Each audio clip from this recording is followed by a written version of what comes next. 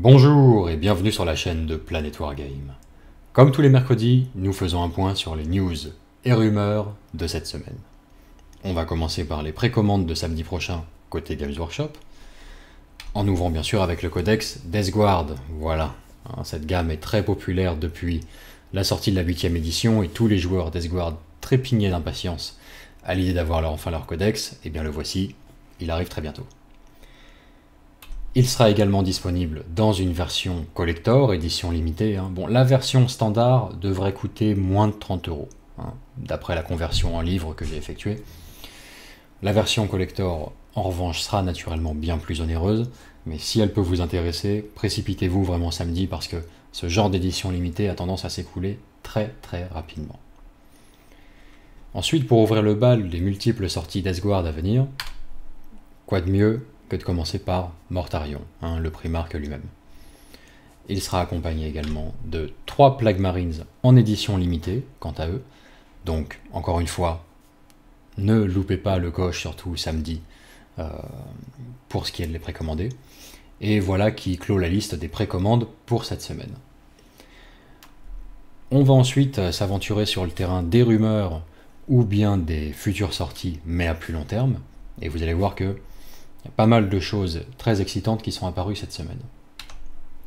Pour ce qui est de Shadespire, le mini-jeu de plateau se déroulant dans l'univers d'Age of Sigmar, qui est amené à sortir en octobre, voilà, on peut voir qu'il y aura également une bande d'Iron Jaws pour se joindre à la partie. Donc aux côtés des Stormcast Eternal et des Khorne Bloodbound de la boîte de base, vous pourrez également jouer une bande d'Iron Jaws. Toujours côté Age of Sigmar, voici la première figurine que l'on peut voir de la future sortie des Malignes Portents. On ignore encore s'il s'agira d'une nouvelle faction, d'une campagne, d'une boîte de jeu. On ne sait pas exactement de quoi il en retourne. En tout cas, d'après le visuel, et le nom d'ailleurs, on peut en déduire qu'il s'agira vraisemblablement d'une extension de la faction déjà existante des Nighthaunts. Ensuite, on enchaîne avec un artwork pour Necromunda, dont la vraie nouveauté réside dans le fait que c'est une news du côté Forge World. Or ça laisse présager que par la suite, ce sera Forge World qui prendra le relais des futures sorties pour Necromunda, en tout cas pour ce qui est des personnages individuels, des kits de conversion, des petites aides de jeu ou choses comme ça, comme on a pu le voir en fait pour Blood Bowl.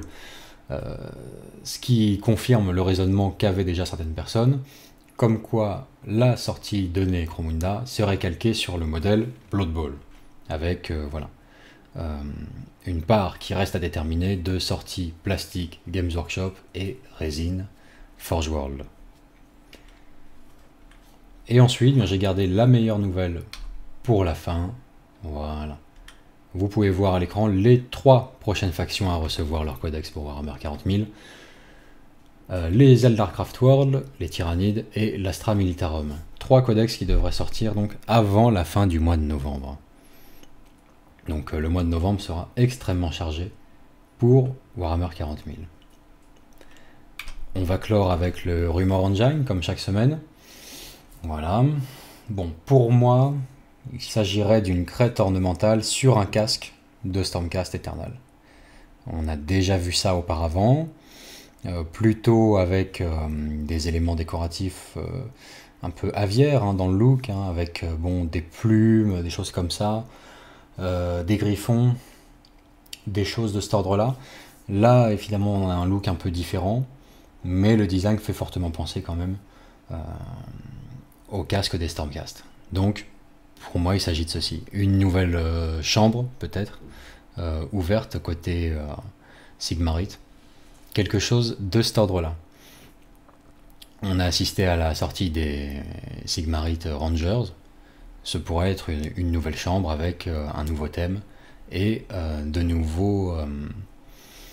nouvelles montures à l'apparence très différente. Voilà. Bon, bien sûr, ça pourrait également être appartenir à la faction des elfes, les futurs elfes pour Age of Sigmar. À voir, comme on ignore encore tout de ce côté-là. Je préfère rester sur les Stormcast Eternals pour l'instant. Voilà, n'hésitez pas à donner votre interprétation de cette image dans les commentaires, à nous faire part de vos idées. Et puis sur ce, il ne me reste plus qu'à vous souhaiter une bonne semaine, bonne peinture, bon jeu, et salut!